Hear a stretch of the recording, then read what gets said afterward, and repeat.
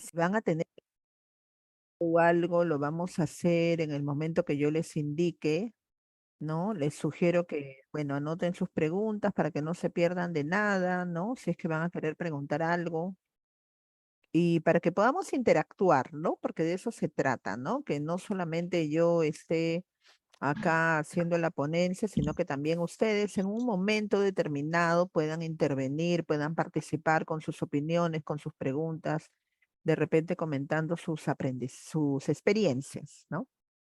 Entonces, el día de hoy vamos a continuar con el área de comunicación, ¿no? El tema es, el diplomado es, ¿no? Problemas de aprendizaje, pero como les comento, vamos a continuar con el área de comunicación, ¿no? El área de comunicación es muy extensa, ¿no?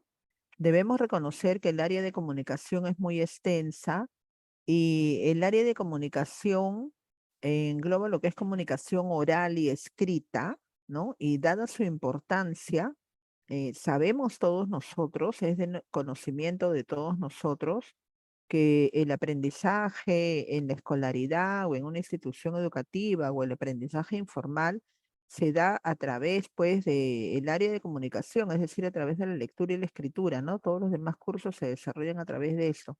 Entonces, si se presentan problemas dentro de esta área de comunicación, es prácticamente seguro que se van a presentar problemas o dificultades también en las demás áreas. Por consiguiente, es importante y es fundamental hacer un abordaje correcto, en primer lugar, una detección a tiempo, ¿no? Si se presentara algún problema con nuestros alumnos o alumnas dentro del aula para poder hacer un abordaje correcto. Para entrar un poco en contexto, ¿no? Como para refrescar ideas, vamos a dar alguna otra teoría sobre lo que es trastornos del habla, ¿no? ¿Qué nos dicen? ¿Qué conceptos? ¿Qué marco teórico podemos tener en relación a lo que es trastornos del habla, ¿no? Podemos decir que los trastornos del habla son alteraciones que van a dificultar o van a entorpecer la comunicación oral, ¿no? La fluidez en la comunicación oral, ¿no? Los tiempos que se emplean, la comprensión, ¿no? Tanto como para hablar, como también como para entender lo que otras personas o uno mismo quiere comunicar, ¿no? Entonces podríamos decir que los trastornos o las alteraciones o los déficits del habla pueden ser o se presentan de tres tipos, ¿no? O de tres clases. En primer lugar o en primer término, vamos a tener los trastornos del habla receptivos, ¿no? Y bueno, esto obviamente, como su mismo nombre lo dice, ¿no? Es la incapacidad para poder entender, comprender, deducir, ¿no? El mensaje, lo que nos quieren transmitir, ¿no? Luego vamos a tener posteriormente los trastornos del habla expresivo, es decir, lo que nosotros queremos transmitir, queremos comunicar, ¿no? Entonces, se va a presentar una dificultad, un problema para poder expresar, para poder manifestar nuestras ideas, los pensamientos, los sentimientos, lo que el individuo quiere transmitir. Y el siguiente viene a ser una combinación de ambos, es un trastorno mixto, ¿no? Que va a representar la dificultad, ¿no? Tanto para hablar como para entender correctamente. Es decir, este último trastorno es el más complejo, ¿no? Porque es una mixtura de los dos anteriores, ¿no? Entonces tengamos en cuenta que este último trastorno es el más complejo. Bien, entonces vamos a tocar un punto para nosotros como educadores, ¿no? En nuestro quehacer pedagógico podamos, no sé, poder enfocarnos, ver, observar ¿Qué síntomas presentan los trastornos del habla, no? ¿Qué señales de alarma van a dar nuestros alumnos, nuestras alumnas, ¿no? Vamos a ir viendo a ver qué síntomas, ¿no? En primer lugar, en lo que se refiere al lenguaje receptivo, ¿no? Generalmente los principales síntomas son tener o presentar dificultades o problemas para entender, para comprender lo que las demás personas nos están diciendo, ¿no? Lo que nos están transmitiendo, ¿no?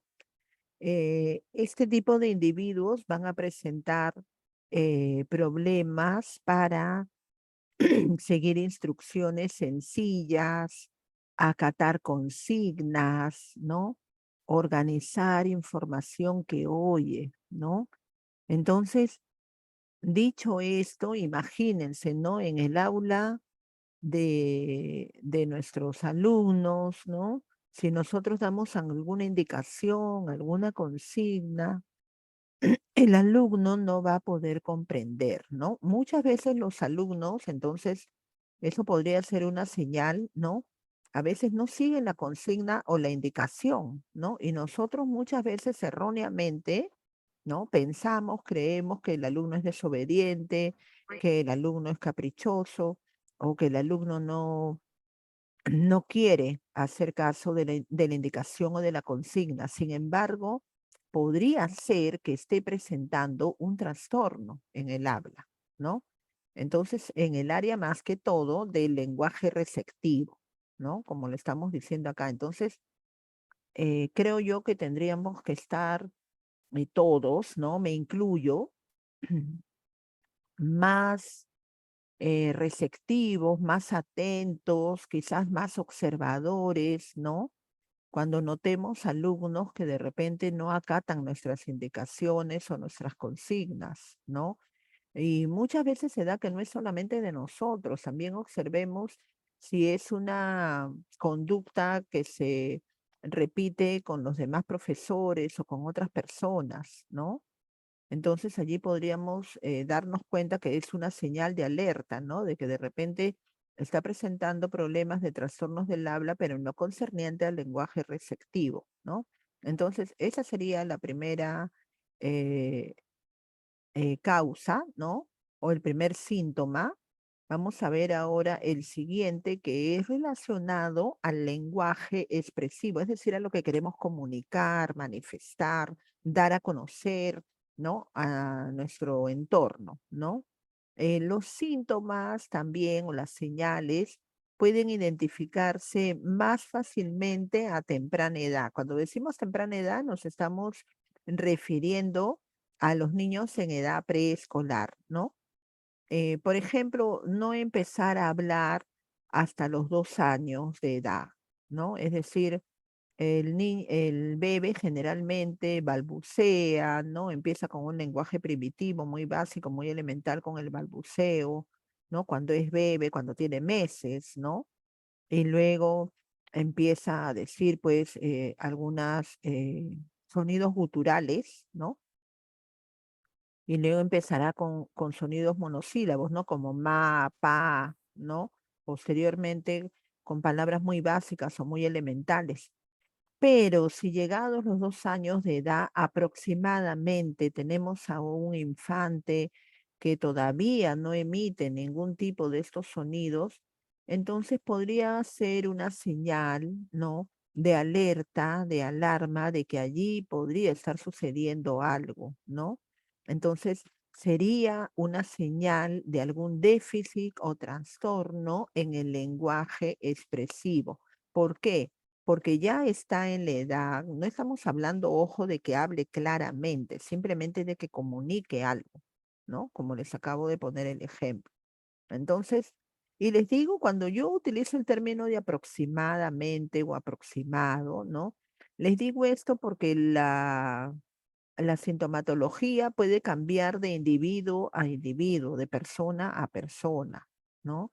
Entonces, no hay una edad marcada, no hay una edad exacta, así netamente exacta, precisa, que yo les diga exactamente los 2 años, no, puede ser 1 año y 9 meses, puede ser 1 año y 10 meses, puede ser 2 años, 2 años y 1 mes y 2 meses. Entonces, va a variar o va a cambiar de individuo a individuo, porque tengamos en cuenta que todos nosotros, cada persona, cada individuo, cada ser, así sea pequeño, niño, adolescente, joven, adulto, somos un universo, un mundo distinto, con nuestras propias características, con nuestras propias habilidades, con nuestras propias potencialidades, ¿no?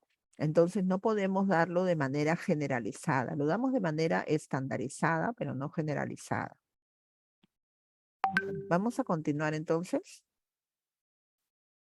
Vamos a hablar ahora, dicho esto, ¿no? Ya les hice como, hemos hecho como un recordatorio, ¿no?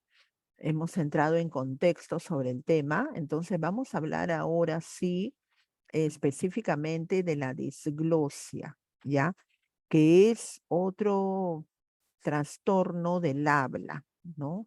Que muchas veces, si no sabemos o no tenemos conocimiento de él, no lo podemos reconocer, ¿no? Entonces, es importante que tengamos nociones sobre lo que es la disglosia para que podamos reconocerlo, ¿no? Ver sus señales de alarma y podamos ayudar a nuestros alumnos, a nuestras alumnas, ¿no? Entonces, ¿qué podemos decir de la disglosia? La disglosia es una alteración, es un déficit del habla, ¿no? Es un trastorno del lenguaje oral, ¿no? Que generalmente se presenta de tipo orgánico, ¿no?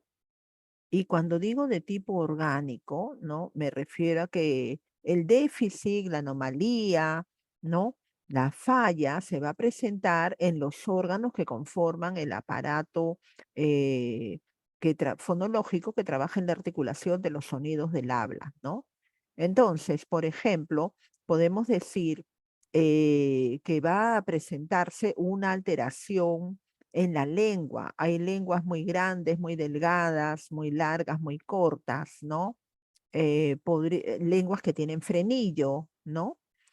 Podría presentarse también un problema en el paladar, ¿no? Generalmente es paladar hendido, pero hay bebés que la misma mamá muchas veces les deforma el paladar. ¿Cómo así, Miss?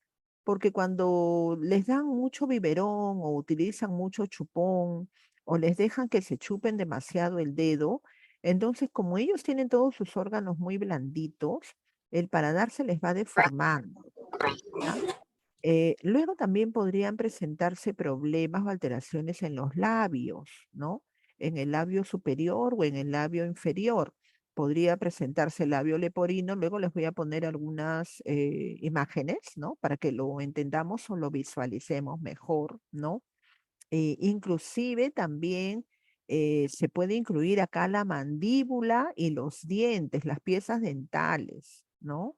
También van a influir en la pronunciación, en la vocalización, ¿no? Este tipo de trastorno va a hacer que las personas no puedan pronunciar correctamente las palabras, ¿no?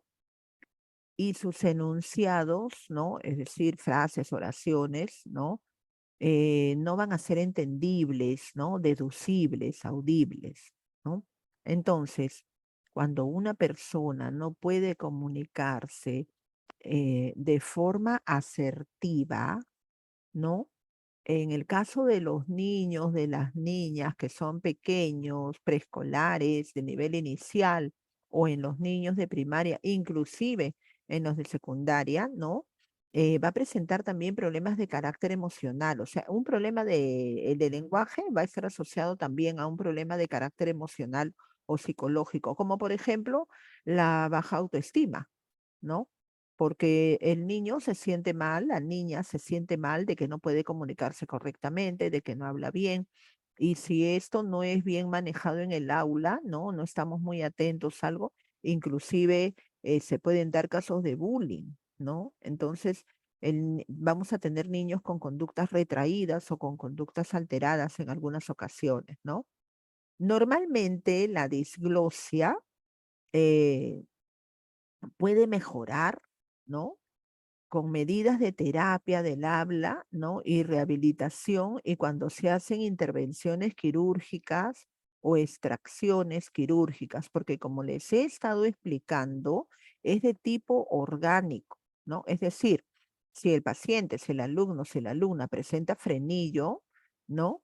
Entonces, ¿cuál va a ser la solución? Yo puedo estar ahí, dale y dale, el terapista puede estar con terapia, yo puedo estar también con mis estrategias dentro del aula, empleando algunas herramientas dentro del aula, pero si nunca le operan el frenillo, eso no va a solucionarse nunca, ¿no? Entonces, ¿la solución cuál es? Es la intervención quirúrgica, lo mismo si fuera labio leporino o paladar hendido, ¿no? Entonces, es en este tipo de disglosia, ¿no? La solución, la primera solución, ¿no? Es la intervención quirúrgica, un procedimiento quirúrgico, y posteriormente ya va a venir la terapia, ¿no? Posteriormente va a venir la terapia, ¿no? Entonces, eh, si aún la persona, habiendo tenido la intervención quirúrgica, el abordaje médico correspondiente, ¿no? Y todavía continúa con dificultades para poder comunicarse, ¿no? Podría dar lugar a una discapacidad, ¿no? Ya que hay dificultades para desarrollar su área de comunicación oral, ¿no? Y va a tener problemas en las diferentes o en los diferentes aspectos de su vida. Entonces, retomando en cristiano, Miss, ¿qué podemos hacer? Bueno, en primer lugar, observar. Número uno, observar. Ya observar qué es lo que tiene el alumno, cómo lo notamos, ¿no? ¿Qué estamos evidenciando en él, ¿no?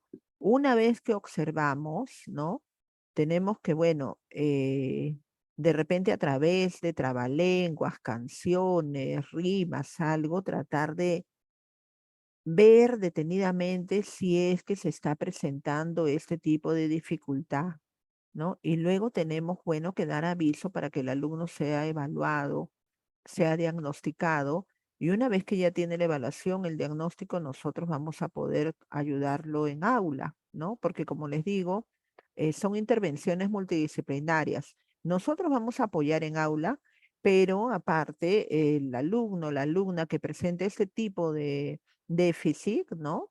Ese tipo de problema de aprendizaje, tiene que ir donde un especialista, ¿no? Tiene que ir donde un especialista para que el especialista determine qué tipo de problema es y cuál va a ser el abordaje y el tratamiento.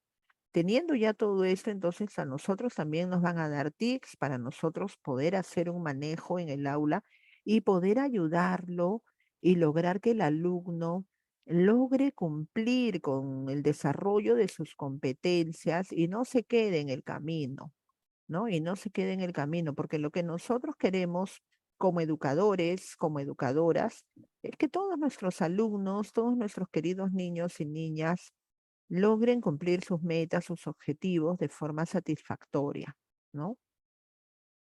Vamos a continuar. Miren, allí, bueno, he puesto unas imágenes, ¿no? Para que más o menos se den una idea. En la imagen A es lo que es el labio leporino, ¿no?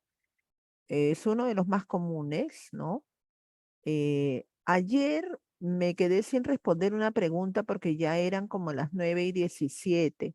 Una colega me preguntaba, no recuerdo su nombre, y me decía, Miss, ¿dónde podemos ir o dónde pueden ir los padres de familia cuando sus niños presentan este tipo de problemas, ¿no?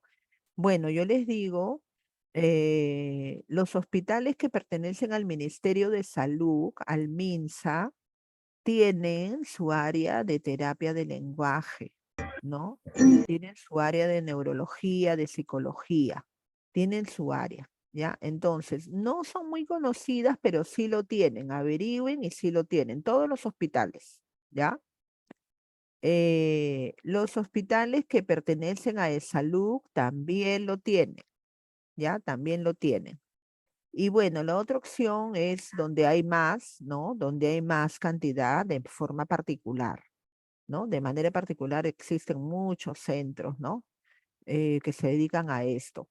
Pero estamos hablando, ¿no? Para el común y corriente de la gente que, bueno, no todos tienen los medios económicos, aparte que eso es demandante, es un gasto porque una terapia no te baja de 2 años, ¿no?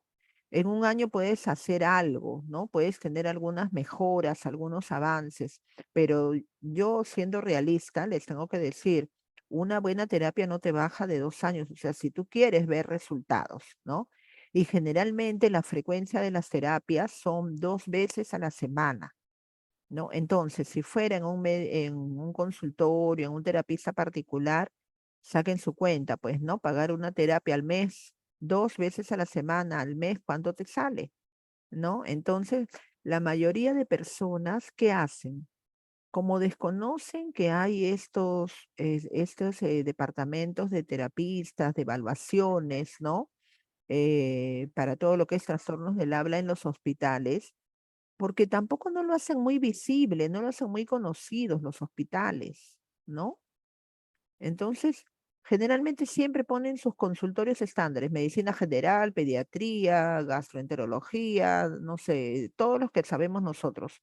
Pero es muy raro, muy escaso que tú veas terapia en lenguaje, evaluación de terapia, ¿no? O tienen un cartelito, el más pequeñito, como para que nadie lo vea, ¿no? Entonces, ¿qué hace la gente, el ciudadano de a pie, ¿no? Muchas veces desiste porque no consigue cita. No, miren, sin ir muy lejos, les hago un comentario como para hacer un paréntesis. Y lo pueden ubicar ustedes a través de las redes, ¿no? Salió sobre el Hospital del Niño, bueno, yo estoy acá en Lima, ¿no? El hospital que queda acá en Lima, en la Avenida Brasil. Me dio mucha indignación y me dio mucha pena que padres de familia, en algunos casos con sus hijos, estaban de madrugada haciendo cola, sentados en cartones en el piso o echados haciendo cola para conseguir una cita para que a sus hijos los atiendan en pediatría, en terapias de lenguaje y en autismo. Imagínense. ¿No? ¿Por qué? Porque, y era gente que venía de lejos en algunos casos, ¿no? Entonces, no hay ese acceso. Es decir, muchas veces no contamos con el apoyo de los especialistas o del organismo encargado, ¿no? Que viene a ser el Ministerio de Salud. ¿No? Para tocar este tema, porque si bien es cierto, nosotras como educadoras pertenecemos al Minedu, Ministerio de Educación, nos sentimos comprometidas, identificadas, nos queremos involucrar, ayudar a dar solución a esto, ¿no? También la contraparte, que viene a ser el Ministerio de Salud, tiene que también brindar un tipo de apoyo, ¿no? Sobre todo a los padres de familia, para que puedan dar un abordaje y una solución a este problema que tienen sus niños, ¿no? Y ojo que no es una minoría, ¿no? Se dice según estándares, ¿no? Que de 10 niños, ¿no? Uno presenta algún problema de aprendizaje, ¿no? Y bueno, generalmente ese problema de aprendizaje, los más comunes suelen ser dislalia o dislexia, que la dislexia le he dejado para el último porque es una de las más complejas. Bien, entonces retomando, como pueden apreciar ustedes acá en las imágenes, colegas, ¿no? Miren todo lo que se puede presentar. Entonces, esto requiere de un tratamiento, una intervención quirúrgica. Pues no, nosotros podemos querer ayudar mucho, pero primero hay que dar el primer paso, ¿no? El paso uno, que es la intervención o el procedimiento quirúrgico, y luego ya con ayuda de los terapistas, nosotros también podemos hacer nuestra parte dentro del aula, ¿no? Vamos a ver ahora los tipos de disglosia, ¿no? Porque tiene tipos, ¿no? Tiene clases. La disglosia es un tema amplio y tiene clases, ¿no? Tiene una clasificación, ¿no? Es una clasificación sencilla que guarda relación con las imágenes o con los órganos donde se ubica, ¿no? El problema o la dificultad. Por ejemplo, la disglosia labial, ¿no? Entonces, como su mismo nombre lo dice, ¿no? Está relacionada con alguna alteración, dificultad que se puedan presentar en los labios, ya sea el labio superior o el labio inferior. Por ejemplo, lo más común, lo más tradicional, labio leporino, ¿no?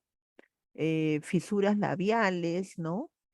Cuando existe también un frenillo en la parte superior del labio, ¿no? En el labio de arriba, ¿no? También en algunos casos se suele presentar una parálisis facial eh, que presente o que afecte a los labios, ¿no? Eh, en algunos casos, ¿no? Se ha presentado cuando el niño, la niña ha tenido algún tipo de accidente cerebrovascular, ¿no? O un derrame cerebral, ¿no? Por algún tipo de accidente o en algunos casos también presentan dificultad niños o pacientes que tienen epilepsia, ¿no? Entonces, hay una cantidad o un universo de estos temas, ¿no? O estos causas que se van a poder presentar, ¿no? Vamos a ver ahora la disglosia dental. Como su mismo nombre lo dice, ¿no? Este tipo de disglosia se va a dar porque hay una anomalía, hay un déficit en alguna pieza dental, ya sea un diente, ¿no? O una muela, o una mala distribución, un mal ordenamiento de las piezas dentales, ¿no? Entonces eso hace que se dificulte y que no haya una correcta dicción, no haya una correcta vocalización, ¿no? Las causas pueden ser genéticas o hereditarias o a veces, ¿no? Por algún accidente, ¿no? De repente en un accidente automovilístico, el niño, la alumna perdió algunas piezas dentales, algo, entonces también eso va a ser un motivo, ¿no? Y en lo contrario sería en el aspecto hereditario o genético, ¿no? Es decir, padres que han tenido esto y los hijos lo heredan, ¿no? Eh, También el otro aspecto sería ya, pues, ¿no? El de una mala alimentación, malnutrición, ¿no? Porque sabemos que para que los niños, bueno, y todos nosotros en general tengamos o mantengamos una buena dentadura, ¿no? Tenemos que consumir alimentos ricos en calcio, ¿no? En calcio, en fibra, ¿no? Luego vamos a tener la disglosia mandibular, ¿no? Que como su nombre lo dice, ¿no? Son alteraciones, déficit o malformaciones en la mandíbula, ¿no? Y esto también va a repercutir en la buena articulación de las palabras, en la pronunciación, ¿no? Entonces, como yo les decía, esto a veces lo originan cuando los bebitos se chupan demasiado el dedo, la mamá le da mucho chupón, mucho biberón, ¿no? Entonces esto va a provocar a lo largo, va a provocar una lesión, ¿no? Entonces, a veces necesitan de una intervención quirúrgica, ¿no? Como les decía, la disglosia lingual, ¿no? Que ya les había dicho, afecta a la lengua, ¿no? Sabemos que la lengua es un músculo, ¿no? Y puede ser una malformación en la lengua. A veces hay niños que tienen la lengua como serpiente, es decir, lengua bípeda partida en dos, ¿no? También hace presente una mala pronunciación.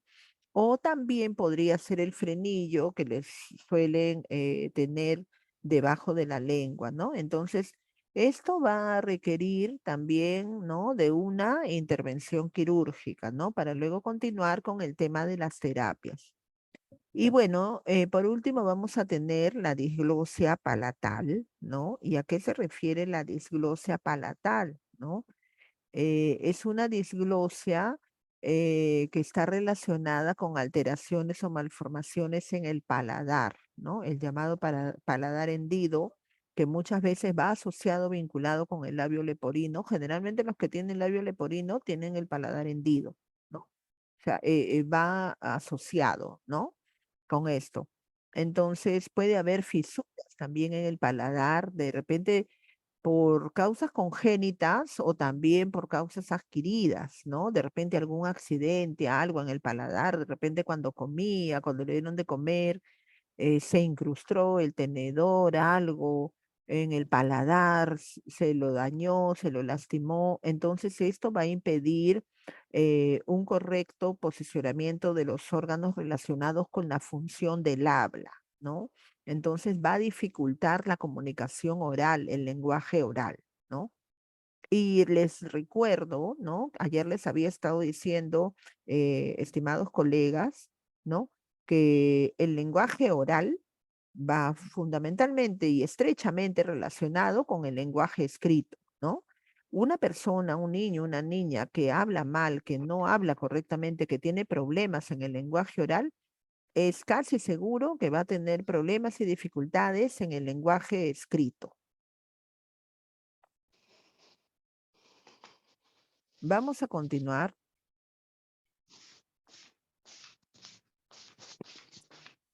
Acá vamos a tener o vamos a observar algunas posibles causas de la disglosia. Y les digo posibles causas porque, como les había dicho anteriormente, las causas varían de persona a persona, ¿ya? Pero esas son las que mayormente se podrían presentar, ¿no? Eh, por ejemplo, una anomalía congénita, ¿no? Es decir, que ya viene de nacimiento, ¿no? El bebé nació así, ¿no? Pueden haberse, ¿y a qué se debe? Pueden haberse dado alteraciones durante el desarrollo del embrión, es decir, durante la etapa gestacional, en la vida intrauterina, ¿no?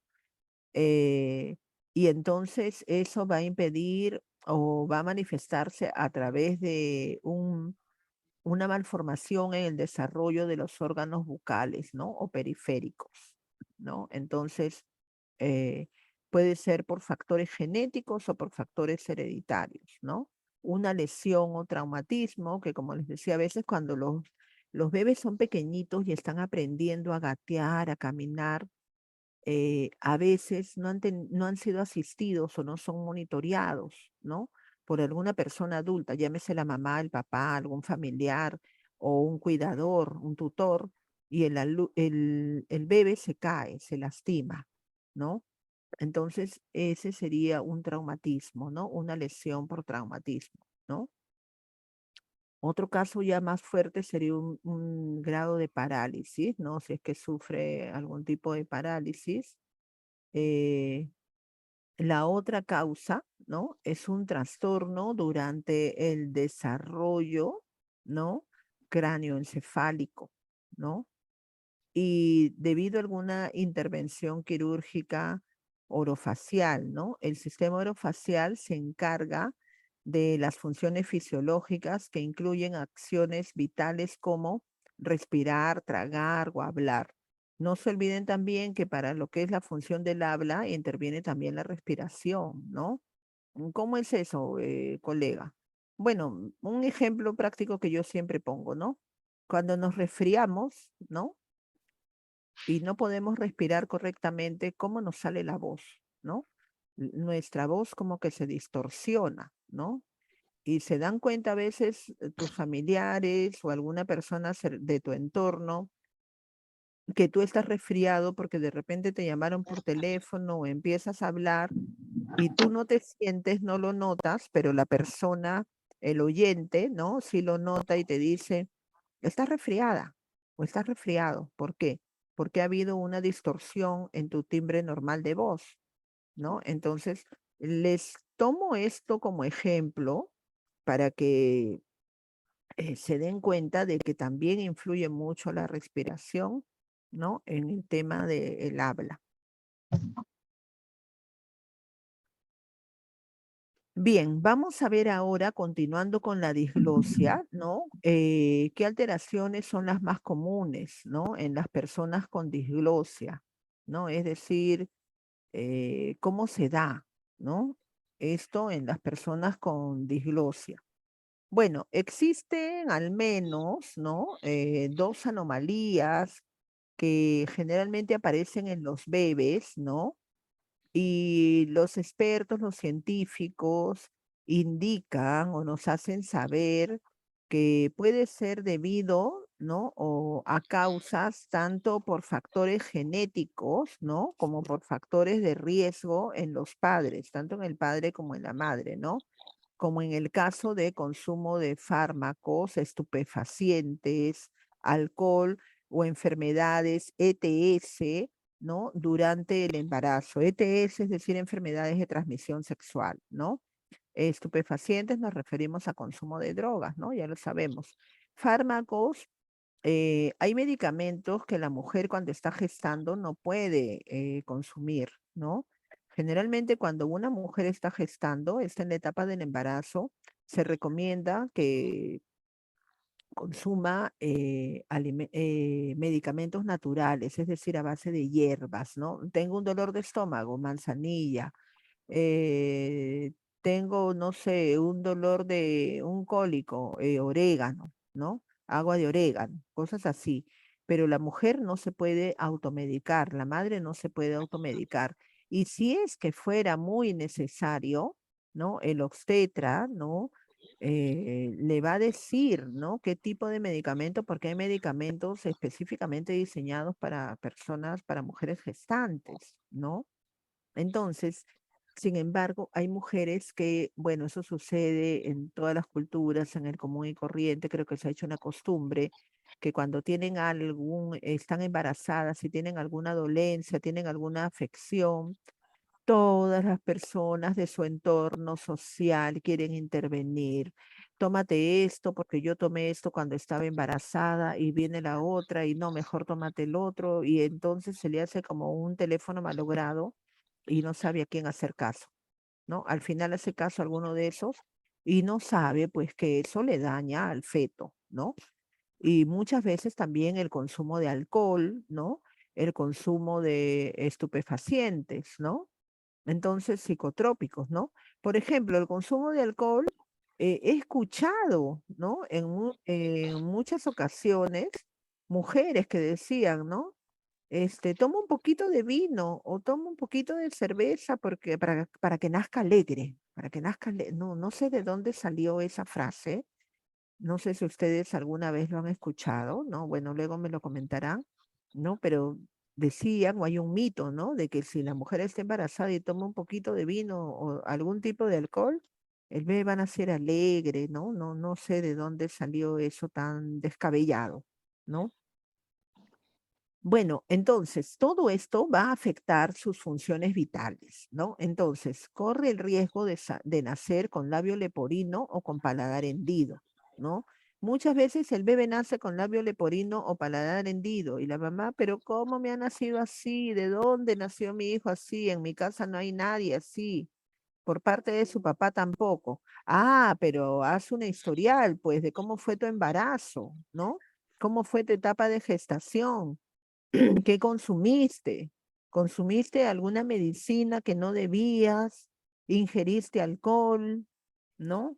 De repente la madre no lo hizo, pero concibieron el hijo o el padre es una persona que consume estupefacientes y entonces se lo pasó, ¿no? Al bebé, ¿no? Al feto, ¿no? Entonces, todo eso influye, estimados colegas, ¿no? Eh, Otros especialistas, otros médicos, otros científicos indican que estas alteraciones, estas malformaciones, ¿no? Eh, Se dan a causa o factores, ¿no? Como por ejemplo, haber contraído algún virus, ¿no? Hay gente que cuando está gestando viaja, ¿no? Y en algunos lugares hay virus, ¿no? Hay virus que todavía no han sido erradicados, ¿no? Entonces podría ser algún virus, ¿no? Radiación, a veces la mujer está gestando o no sabe, no sabía que estaba gestando y de repente por allí se hizo tomar una radiografía, entonces esa radiación, ¿no? Le afectó al feto, ¿no? En otros casos puede ser la carencia de algunas vitaminas. Sabemos que cuando la mujer está gestando debe consumir vitamina B, ácido fólico, ¿no? Y el otro factor o la otra causa podría ser el factor genético, ¿no? Es decir, el factor hereditario, ¿no? Que es el que va a tener más peso en su desarrollo, ¿no? Bien, acá les estoy poniendo dos imágenes, ¿no? De paladar hendido y labio leporino, ¿no? Allí lo pueden ver ustedes. Entonces, obviamente, por obvias razones, ustedes van a poder darse cuenta que para poder darle una primera solución o un primer abordaje a este tipo de patología, se necesita de una intervención quirúrgica, ¿no? Se necesita de una intervención quirúrgica. Entonces, si nosotros queremos realizar algún tipo de apoyo en aula, el primer paso lo tienen que dar los padres de familia, ¿no? Llevando a sus hijos a los especialistas para que les puedan hacer la intervención y luego ya nosotros continuemos, ¿no? Continuemos nosotros con las herramientas necesarias en el aula, ¿no? Es decir, aquí el primer paso, como les digo, lo van a tener que dar los padres de familia, ¿no? Porque nosotras no podemos llevar al alumno a que lo operen, ¿no? Esa ya es decisión de los padres, ¿no? Ahora, este tipo de operaciones también tardan porque hay muchos niños con este tipo de anomalía, ¿no? Pero sí, sí se dan, ¿no? Tengo entendido que generalmente a los niños que tienen labio leporino no solamente les hacen una intervención quirúrgica, sino que les hacen dos o tres, ¿no? Pero como son tan pequeños, la recuperación es rápida, ¿no? La recuperación es rápida y es efectiva. Bien, entonces vamos a entrar ahora, nos dejamos a un costado este tema, ¿no? Y vamos a hablar ahora de lo que es disartría, ¿no? Algunas personas le dicen disartria, ¿no? Bueno, yo le llamo disartría, ¿no? Lo van a encontrar como cualquiera de los dos, ¿no? De los dos términos. Entonces, la disartría infantil, ¿no? Es una alteración neurológica, ¿no? Ya no es orgánica como la anterior, ¿no? Entonces hay que diferenciarlo, ¿no? Sino que es de carácter neurológico y que va a afectar el control, ¿no? De la función del habla, de la articulación, ¿no? Los niños, las niñas que presentan disartría tienen generalmente, ¿no? Con frecuencia una respiración entrecortada y también una respiración irregular, ¿no? Emiten sonidos, ¿no? Emiten los sonidos y las palabras con escaso aire, ¿no? Como si estuvieran, que les hubiera faltado el aire o agitados, ¿no? Presentan una voz disfónica, ¿no? Nasalizada, ¿no? Como si no respiraran bien, ¿no? Y la mayoría de veces su articulación es muy dificultosa, ¿no? Estas alteraciones entonces hacen o van a ocasionar que su discurso, ¿no? Que al momento que ellos hablan, muchas veces sea difícil que las personas que los rodean les puedan entender o les puedan comprender lo que ellos quieren manifestar, lo que ellos quieren expresar, ¿ya? La disartría infantil es causada, ¿no? Por una afección neurológica, ¿no? Que surge en algunos casos desde el nacimiento, ¿no? Debido muchas veces a problemas ocurridos durante el embarazo, durante la etapa de gestación, en la vida intrauterina, ¿no? Y en otros casos, después del nacimiento, ¿no? ¿Y por qué después del nacimiento? Porque a veces cuando es parto natural y el bebé demora en nacer, se le enrolló el cordón umbilical y le faltó oxígeno, no oxigenó bien el cerebro o demoró en salir, ¿no? Entonces, quizás era un parto para cesárea y no fue por cesárea y lo sacaron de forma natural. Entonces, esa falta de oxigenación al cerebro también puede haber dañado el área de la función del habla del cerebro, ¿no? Entonces, esa podría ser también una causa. El otro origen o la otra causa es que durante la infancia el niño o la niña haya sufrido un traumatismo encéfalo-craneano, ¿no? O cráneoencéfalo, como lo quieran decir, ¿no? Un accidente cerebrovascular, ¿no? O como consecuencia de una enfermedad neurológica, ¿no? Entonces, miren, allí tenemos todas esas posibles causas que van a dar origen o van a ocasionar la disartría. Qué complejo, ¿no? Todo lo que pueden presentar nuestros niños.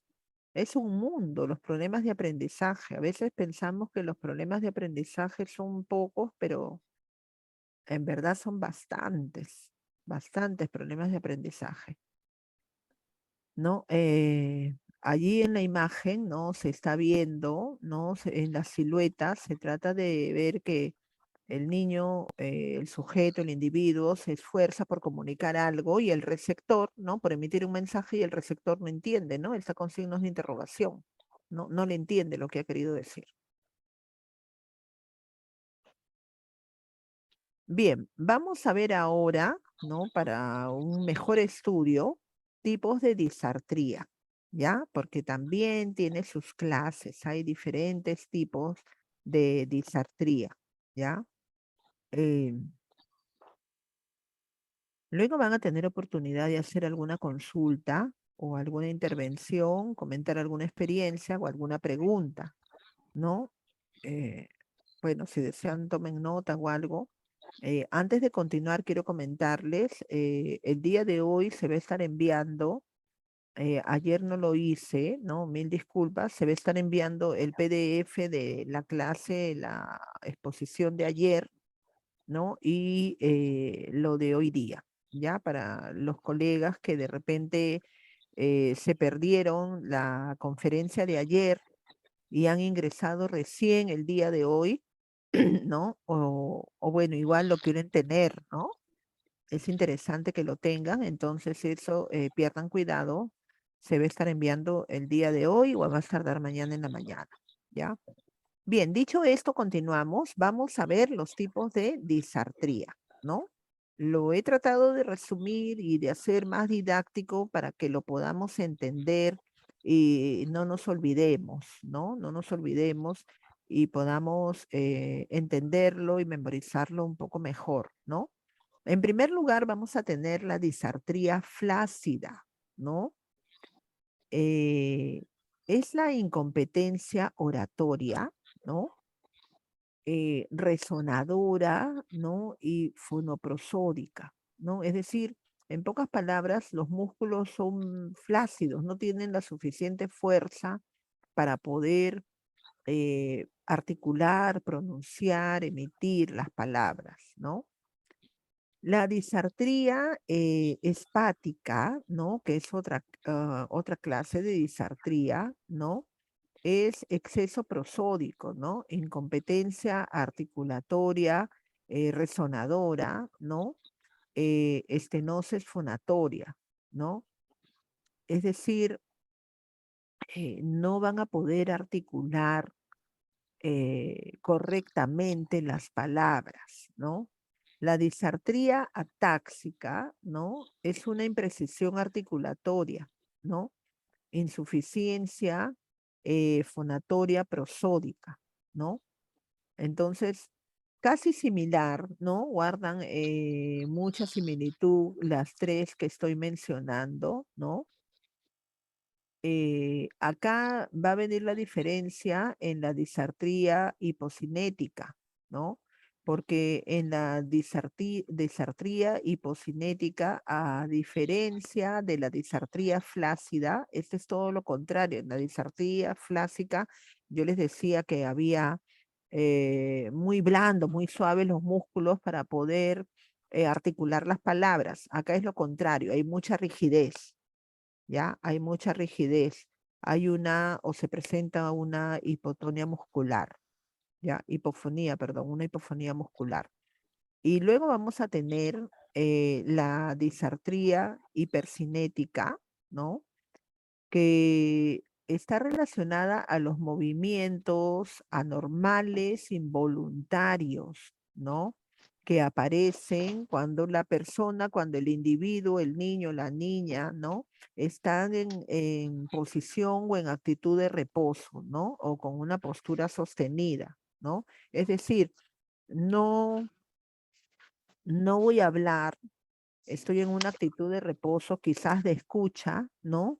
Pero empiezo a realizar movimientos involuntarios como si quisiera hablar, ¿no? ¿Y cómo son estos movimientos? Por ejemplo, temblores bucales, ¿no? Temblores de la boca, de los labios, ¿no? Disfonía espasmódica, ¿no? Es decir, empieza a emitir algún tipo de sonido que no se entiende, ¿no? Eso es involuntario, no lo hace conscientemente, ¿no? O porque quiere.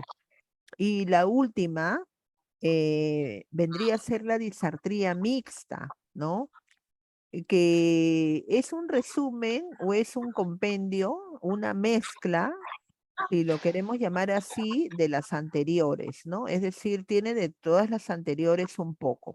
Es la más compleja, es la más difícil, es la más complicada de tratar, ¿no?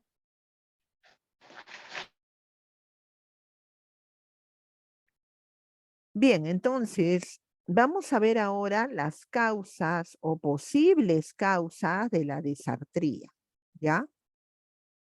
La disartría puede estar causada por una serie de afecciones o de alteraciones que van a incluir, ¿no? O que pueden incluir la esclerosis múltiple, ¿no?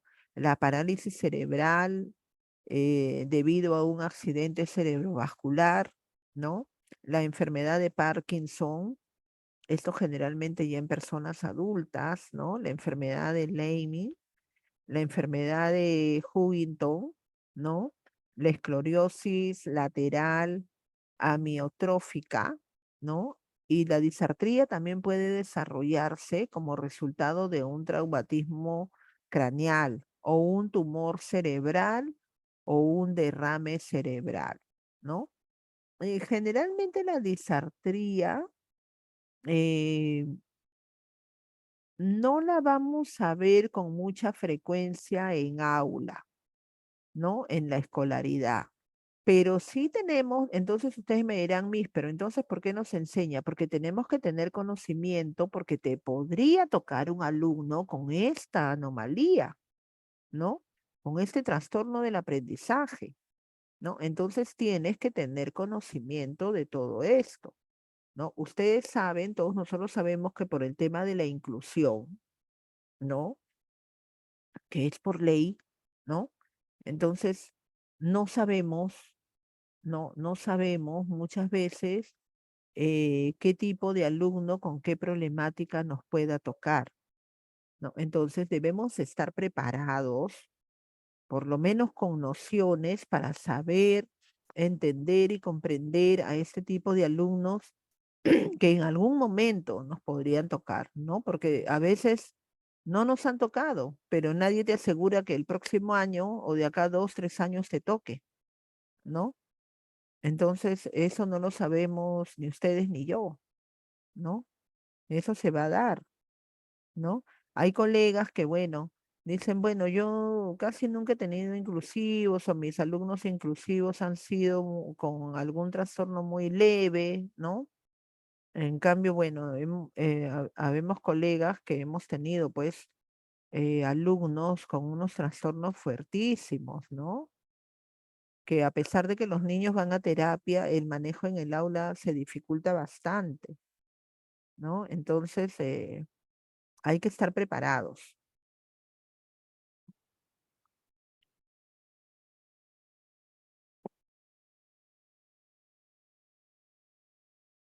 Bien, vamos a ver ahora, para ya ir culminando con esto, porque quiero entrar a lo que es dislexia. eh, en dislexia nos vamos a tomar quizás un poco más de tiempo porque la dislexia es muy amplia, por decirlo de alguna manera, ¿no? Es muy amplia y aparte de ser amplia, ¿no? Es la que con mayor frecuencia se presenta durante la escolaridad, ¿ya? Entonces, en la población hay mucha gente disléxica, ¿no? Tanto hombres como mujeres, niños como niñas, ¿no? Entonces tenemos que conocer, tenemos que saber para poder hacer un buen abordaje. Entonces vamos a concluir con esto para luego entrar al tema de dislexia. ¿Cómo tratarla? ¿No? Estábamos diciendo, ¿cómo poder tratarla? En etapas tempranas, es decir, en la etapa de las preescolares, ¿no? Del nivel inicial, es decir, eh, aproximadamente de 1 a 5 años de edad, la intervención se puede dar de manera directa, ¿no? Es decir, a través del juego, a través de actividades lúdicas, ¿no? De interacciones con el adulto, ¿no? Ya sea pertenecientes a su comunidad educativa o a su entorno o núcleo familiar, ¿no? ¿Y por qué? Porque nos vamos a encontrar con fases, con dificultades en las fases iniciales, es decir, está en sus inicios, ¿no? La anomalía está en sus inicios, ¿no? Entonces, si empleamos técnicas de regulación del tono acompañadas de terapias miofuncionales, ¿no? Que eso obviamente lo van a dar los terapistas, ¿no? A nosotros nos darán algunos tics para poder continuar la labor en el aula, ¿no? Y técnicas que no suelen ser invasivas, ¿no? Porque estamos hablando, no se olviden, de niños de muy corta edad, ¿no? Entonces, eh, siempre toda intervención, todo abordaje de este tipo de problemas de aprendizaje o de otro tipo de problemas de cualquier índole, ¿no? Suelen dar mejores resultados cuando la intervención se realiza, o mejor dicho, se realiza una intervención temprana, ¿no? Cuando se realiza una intervención temprana. Por el contrario, cuando dejamos pasar, dejamos pasar, dejamos pasar, entonces ya se dificulta un poco más el tema, ¿no? Entonces, bueno, yo quisiera cambiar la estrategia que hicimos el día de ayer de que ustedes preguntaron o comentaron al final de la clase y yo quisiera que ahorita, antes de entrar a lo que es dislexia, de repente alguno de ustedes que están ahí en la sala desea hacer alguna pregunta, algún comentario, de repente han observado algo de esto que estamos hablando en su aula, ¿no? O les quedó alguna duda, algo para que puedan intervenir y podamos interactuar, ¿no? Les voy a dar unos minutos, ¿no? De repente, si quieren preguntar algo, quieren hacer algún comentario hasta ahorita sobre la conferencia para poder entrar ya de lleno a lo que es dislexia. Alguien que desee comentar algo, porque si no ya estaríamos entrando de lleno a lo que es dislexia. Mientras se animan a preguntar, a escribir su pregunta, su comentario, ¿no? Pueden encender su audio o pueden escribirlo en el chat de la reunión. Mientras se animan a hacerlo, les comento que la dislexia le he dejado para el último, porque la dislexia eh, es un trastorno, ¿no? Es una condición que va a abarcar problemas de lectura y de escritura, ¿no? Entonces, no solamente es un trastorno del habla, sino que es un trastorno específico del aprendizaje. La dislexia se le conoce también como TEA, ¿no? Trastorno específico del aprendizaje. Es más compleja, ¿no? Porque como les digo, va a involucrar el lenguaje oral y el lenguaje escrito, ¿no? Entonces, y se presenta con mayor frecuencia, ¿no? Se presenta con mayor frecuencia en la escolaridad. Muchas veces no lo notamos o lo estamos notando, pero estamos en duda, ¿será, no será? ¿No? hablo, no hablo, intervengo, no intervengo, ¿no? Entonces tenemos a veces esa duda, ese recelo, ¿no? Pero ahora con la información que yo les voy a brindar, bueno, ustedes van a tener un panorama más esclarecedor sobre el tema de dislexia. Bien, entonces, bueno, creo que nadie quiere comentar nada todavía, lo dejamos para el final.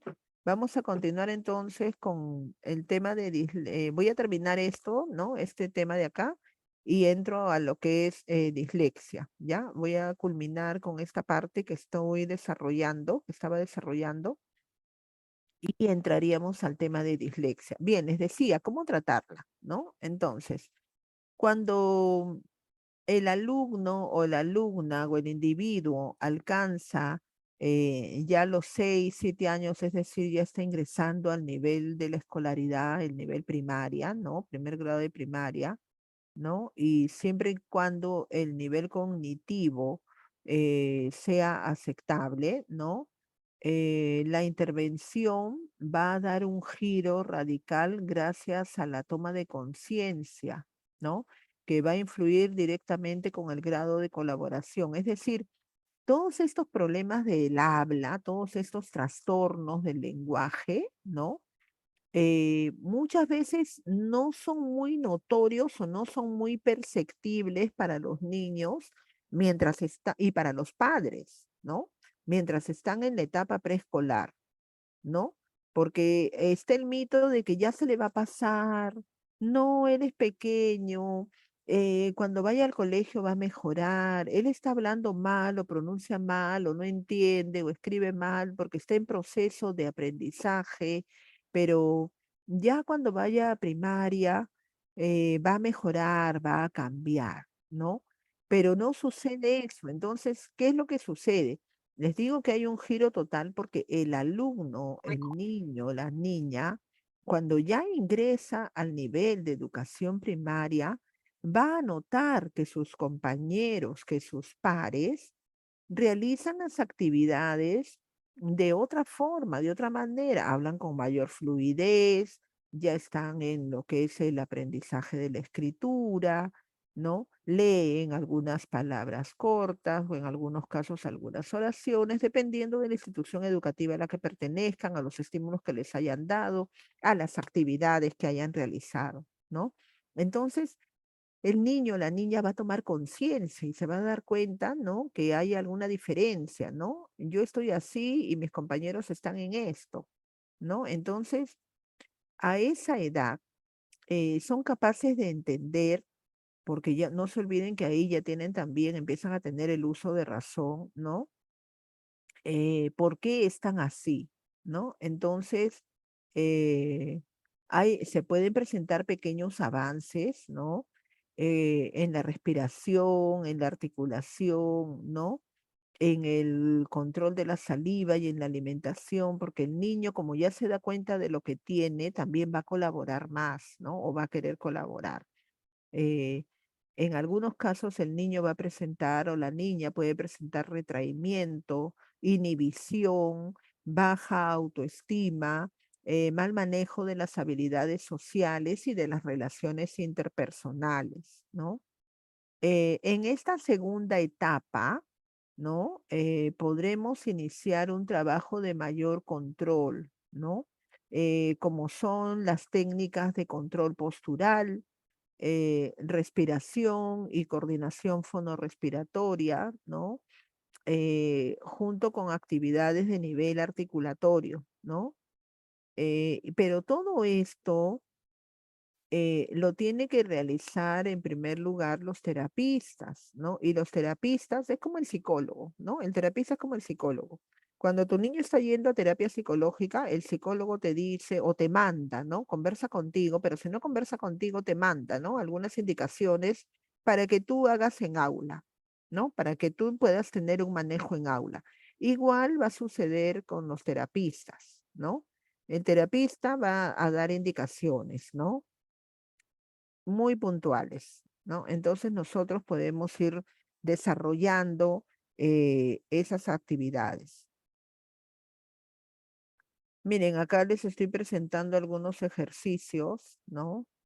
Generalmente son ejercicios para los movimientos de los labios, de la boca, de la lengua, ¿no?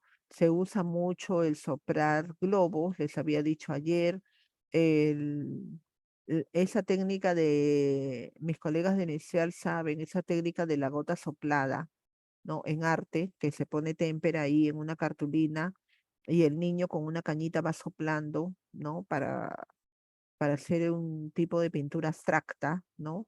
Se usan mucho esas técnicas, ¿no? Se usa la técnica también de poner azúcar o miel alrededor de la boca para que él vaya poniendo, o ella vaya poniendo la lengua hacia arriba, hacia abajo, hacia la derecha, hacia la izquierda, ¿no? Todos estos son ese tipo de ejercicios. Generalmente esto lo hacen los terapistas, ¿no?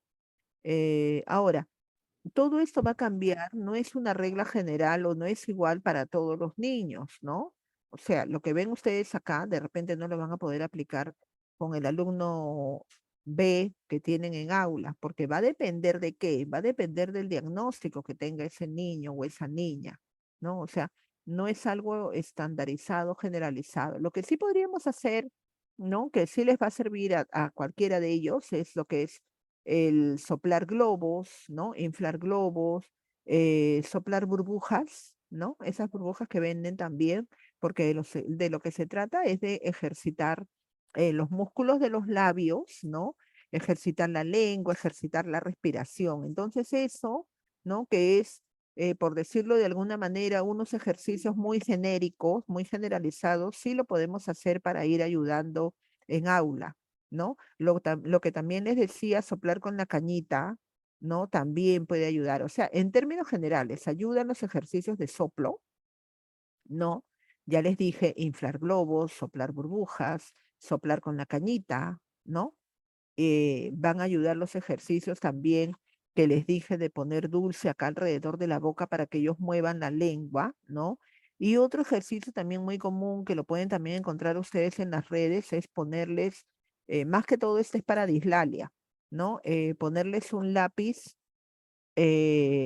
hacer que se pongan un lápiz sujetándolo en la boca, ¿no? Con los dientes y que teniendo el lápiz así sujeto, ellos vayan pronunciando, ¿no? Vayan pronunciando. Ahora, si no quieren hacer nada de eso, muy, es muy complicado, mejor yo voy a esperar que lo diagnostiquen, que le den la terapia y que me digan a mí qué hacer. Bueno, avancen haciéndolo cantar. Ya, aunque parezca ilógico, pero Miss o colega, ¿cómo lo vamos a hacer cantar si ni siquiera habla bien o no, no está hablando correctamente, tiene problemas para hablar, para la pronunciación, ¿no? Bueno, haciéndolo cantar o haciéndolo decir trabalenguas, lo vamos a ayudar o lo vamos a estimular de alguna manera, porque el cantar o el decir un trabalenguas es como un juego, ¿no? Entonces, muchas veces estos niños por miedo, por temor, ¿no? Por inhibición, no quieren desarrollar estos ejercicios en un primer momento, ¿no? Es decir, de golpe. Entonces, ¿cómo lo ayudas? Cantando, ¿no? Cantando. Yo he tenido niños, aunque les parezca ilógico, que se les dificulta pronunciar palabras al momento de hablar, pero yo no sé, es como una magia cuando yo les hacía cantar, ¿no? De repente por el compás de la música o algo, tardaban un poco, no les voy a decir que lo hacían normal, pero lo hacían con cierto grado de mejoría, ¿no? Entonces ayuda, como les digo, ustedes inténtenlo, pruébenlo, ¿no? A través de canciones, a través de trabalenguas, ¿no? Ayuda. Ustedes ya van a darse cuenta según su criterio, según las necesidades que ustedes observen en el aula, ¿no? Según su sentido común. De repente yo te digo, hazlo cantar, pero tú notas que de repente tu alumno o el niño que tiene eso le va a funcionar mejor el hecho de hacer los ejercicios de soplo, ¿no? O le va a funcionar mejor lo de las burbujas, ¿no? Entonces ya cada una lo tiene que adecuar a la realidad que tiene en el aula. Como les digo y les reitero y les repito, ¿no? Nosotros no somos los especialistas, nosotros somos educadoras, no es nuestra especialidad, no es nuestra rama. Entonces, es como un botiquín de primeros auxilios, ¿no? Para ir ayudándolo en algo, porque ustedes saben que esto es un proceso. Le detectamos o comunicamos a los padres que el niño presenta alguno de estos trastornos del habla, ¿no? O algún problema de aprendizaje, toma su tiempo hasta que lo lleven a una evaluación, le hagan el diagnóstico, lo lleven a terapia. ¿Cuánto tiempo pasó? ¿No? Pasaron meses, ya. En el mejor de los casos, un mes, 2 meses. En el mejor de los casos, pero no es así. Y entonces, en ese mes y 2 meses, ¿qué hacemos nosotras? ¿No? Entonces, podemos ir ayudando con esas cosas tan genéricas, tan elementales y tan básicas, ¿no? Hasta que ya venga en sí el diagnóstico y nos digan, bueno, el alumno, el niño tiene tal y cual cosa. Bien, dicho esto, ya dejamos de lado todo esto y ahora sí vamos a entrar, por favor, bien atentos. Vamos a entrar a lo que es los trastornos, este trastorno tan complejo, tan frecuente y tan común, ¿no? Como es la dislexia.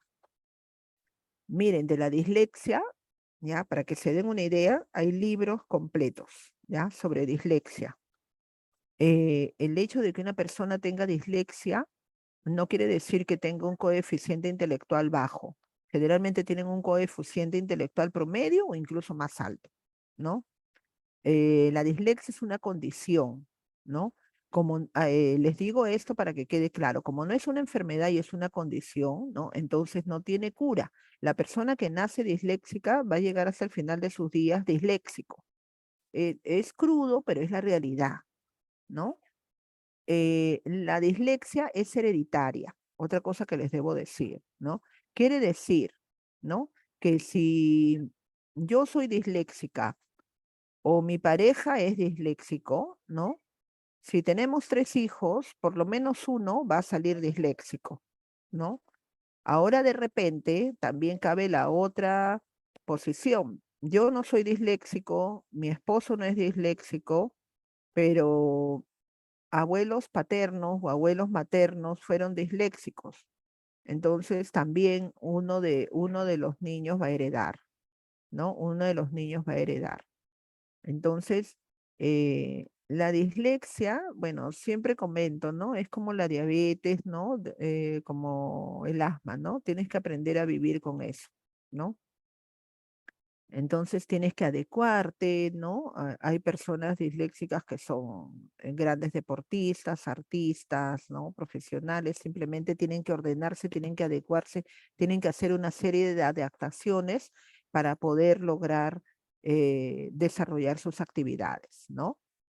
Generalmente, antes de entrar así a los conceptos o a las teorías, les comento, ¿no? Generalmente los disléxicos, la mayoría de disléxicos, eh, son desordenados, ¿no? Es decir, no desordenados en el sentido de que no manejan bien las nociones temporoespaciales, ¿no? Es decir, las nociones de tiempo, ayer, hoy, ahora, los meses del año, los días de la semana, como que se les confunde, se les enreda, ¿ya?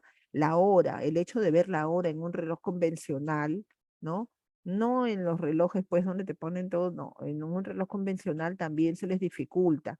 Tienen problemas de nociones espaciales, ¿no? Arriba, abajo, adentro, afuera, lateralidad, los problemas de la lateralidad, es decir, reconocer su lado derecho y su lado izquierdo, ¿no? Se les dificulta mucho, ¿no?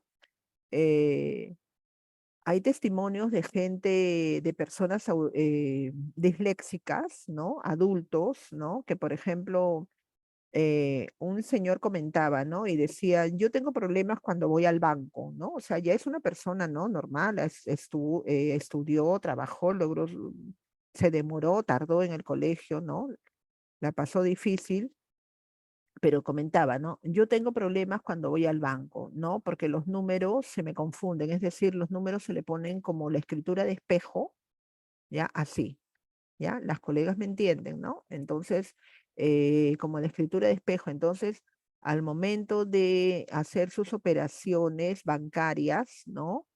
Si es que va al banco, porque ahora también todas las operaciones también se pueden hacer de forma digital, ¿no?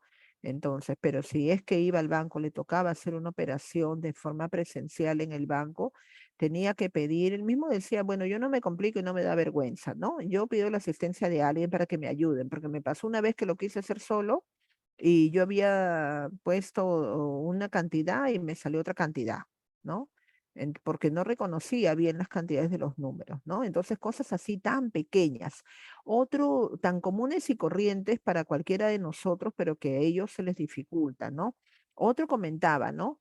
Estaba en mi carro buscando una dirección y no la podía encontrar porque yo veía los números al revés, ¿no? Y yo estaba buscando el 1907 y me fui a las no sé cuántas cuadras más allá, al 907, ¿no? Entonces, cosas así de la vida cotidiana tan prácticas que para nosotros forma parte del día a día, una rutina, ¿no? Cosas tan sencillas. Entonces, ellos, ¿cómo decían que hacían? Entonces, tenían pues la manera de organizarse. A veces los que tienen ese tipo de problemas lo hacen de manera auditiva, ¿no? Es decir, si los números se les complica de forma visual, tratan de memorizarlos de forma auditiva. Bien, dicho esto, que les he puesto unos ejemplos de la vida cotidiana prácticos en personas adultas, ¿no? Porque esto llega, pues, como les digo, les dura toda la vida. Vamos a definir qué es la dislexia. Seguramente ustedes, estimados colegas, tienen conocimientos previos, ¿no? Y ya saben, muchos de ustedes, de qué trata la dislexia. No, pero vamos a entrar en contexto, vamos a hacer como un recordatorio, ¿no? La dislexia, ¿no? Conocida también como TEA, trastorno específico del aprendizaje, ¿no? Va a coger el área de la comunicación en el lenguaje oral y en el lenguaje escrito, ¿no? Es muy compleja, ¿no? Es muy compleja. Es un trastorno del aprendizaje que consiste en la dificultad de la lectura, ¿no? Debido a inconvenientes para reconocer sonidos del habla, ¿no? Y para aprender a relacionarlos con letras y con palabras, es decir, la decodificación, ¿no? La dislexia, también llamada discapacidad para la lectura, ¿no? Es una consecuencia de diferencias individuales en las áreas del cerebro que procesan el lenguaje, ¿no? Es decir, una persona disléxica es así como nosotros, simplemente que ellos procesan la información en su cerebro de otra manera, en lo que es el área del lenguaje, ¿no? La dislexia, por eso les digo, no se debe a problemas intelectuales, ¿no? Ni de la audición ni de la vista, ¿no? Sus oídos están bien, su vista está bien, ¿no? La mayoría de niños con dislexia que presentan eh, problemas de dislexia tienen un buen coeficiente intelectual, ¿no? Pero van a necesitar un gran apoyo emocional, un gran apoyo psicológico. ¿Por qué? Para que puedan sobrellevar la dislexia hasta que se adecúen y encuentren las herramientas y las estrategias necesarias según su grado o clase de dislexia que tengan para poder afrontar la vida escolar, ¿no? Como les decía, la dislexia no tiene cura, ¿no? Es una condición que hay que aprender a convivir con ella, ¿no? Pero lo que va a facilitar que la persona pueda encontrar sus propias estrategias y actividades para adecuarse a su vida con dislexia, ¿no? Es una intervención temprana, ¿no? Que teniendo una intervención temprana se van a tener excelentes resultados, ¿no? Hay casos de personas que tienen dislexia años y no han sido diagnosticados, ¿no?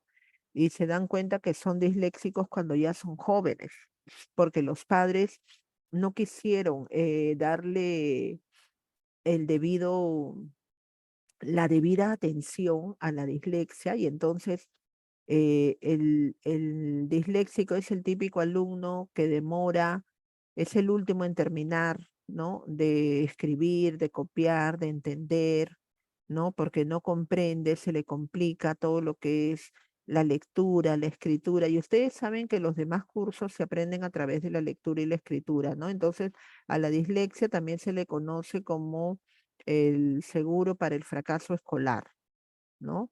Generalmente, así como yo les digo que se le conoce como TEA, ¿no? Trastorno específico del aprendizaje, también se le asocia con el fracaso escolar, ¿no? Porque como el alumno no escribe o demora en escribir cuando ya están en primaria, ¿no? O no lee o demora, tarda demasiado en leer, entonces, si el docente no tiene conocimiento de esto, entonces creen que el alumno es flojo, el alumno no quiere, no muestra interés por aprender, ¿no? Bien, vamos a conocer entonces ahora los diferentes tipos de dislexia que existen, ¿ya? Porque hay varios tipos de dislexia, ¿ya? Concéntrense, estimados colegas, ya falta poco para que terminemos. El día de hoy estamos terminando con lo que es problemas de aprendizaje, el módulo uno, que es trastornos de la comunicación, el habla. ¿Ya? Posteriormente vamos a pasar a lo que es problemas en el área de matemáticas, ¿ya? Y en las últimas sesiones vamos a coger todo lo que son problemas del área personal social, todo lo que es problemas de conducta, que esos son también unos temas muy fuertes. Bien, entonces tenemos como número uno la dislexia adquirida, ¿no? Es decir, esta dislexia va a aparecer a causa de una lesión cerebral concreta. Puede ser un accidente, ¿no? O de repente al momento del parto, ¿no? Entonces es una dislexia adquirida. Luego vamos a tener la dislexia evolutiva, ¿no? Que es la más común, ¿no? La más general, la más frecuente, ¿no? En el contexto escolar, ¿no?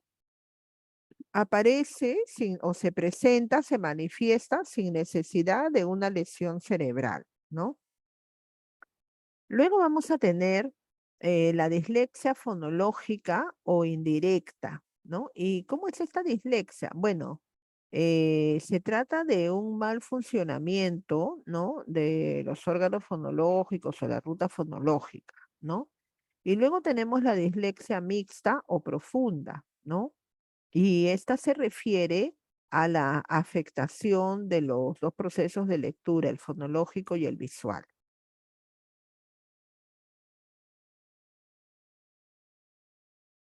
Bien, acá seguimos viendo lo que es la dislexia, ¿no? Los tipos de dislexia o las clases de dislexia, ¿no?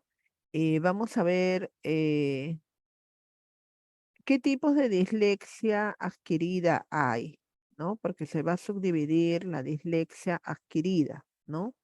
Los diferentes tipos de dislexia adquirida que podemos encontrar son periféricas y centrales, ¿ya? No se olviden que este es un tema neurológico, por eso decimos periféricas y centrales, refiriéndonos al cerebro. Dentro de las dislexias periféricas se distinguen tres tipos, tres subtipos, ¿no? La dislexia atencional, la dislexia visual y la dislexia letra-letra y por negligencia, ¿no? Antes de continuar avanzando, les digo, ¿no? Cuando una persona tiene dislexia, es necesario que sea evaluada por el neurólogo, ¿ya? Es necesario, les digo para que le hagan la recomendación a sus padres de familia. Muchas veces, ¿qué hacen las mamás? Llevan al niño lo llevan al pediatra. Si no lo llevan al pediatra, lo llevan al psicólogo, ¿no? Y a veces quedan ahí en el camino. Se quedaron con el pediatra y se quedaron con el psicólogo. ¿No? Pero el que en realidad debe evaluar y hacer un buen diagnóstico de todo esto es el neurólogo, ¿ya? Es el neurólogo. Bien, continuamos. Vamos a ver la dislexia atencional, ¿no? Las personas, en este caso, van a poder reconocer las letras de forma aislada, ¿no? Así como las palabras, pero no conocen las letras cuando forman una palabra, ¿no? Es decir, pueden reconocer la A, la M, ¿no? Y la A, ¿no? Allí diría ama, ¿no? Pero si yo le digo lee todo, ¿no? Todo junto, lee qué dice ahí, no lo va a reconocer, ¿no? Es decir, me dirá, ahí está la A, está la M y está la A, pero todo junto y no lo van a poder procesar, no lo van a poder leer, ¿ya? La dislexia visual, ¿no? Va a consistir en la omisión de errores perceptivo-visuales, ¿no? como las sustituciones de letras que aparecen gráficamente, ¿no? Es decir, van a reemplazar una letra por otra, ¿no? De repente allí en el cuaderno o en el libro decía lata, ¿no? Y en lugar de ellos leer lata, van a leer data o gata, ¿no? Van a sustituir, van a cambiar las letras, ¿no? En lo que es la dislexia letra a letra, ¿no?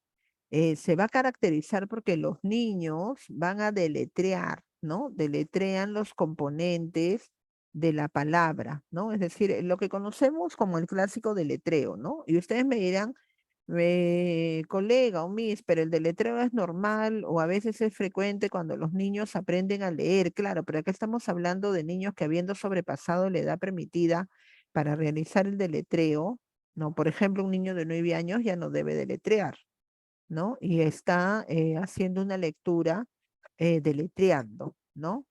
Entonces, cuando ya no debería hacerlo, ¿no? Y la dislexia por negligencia, ¿no?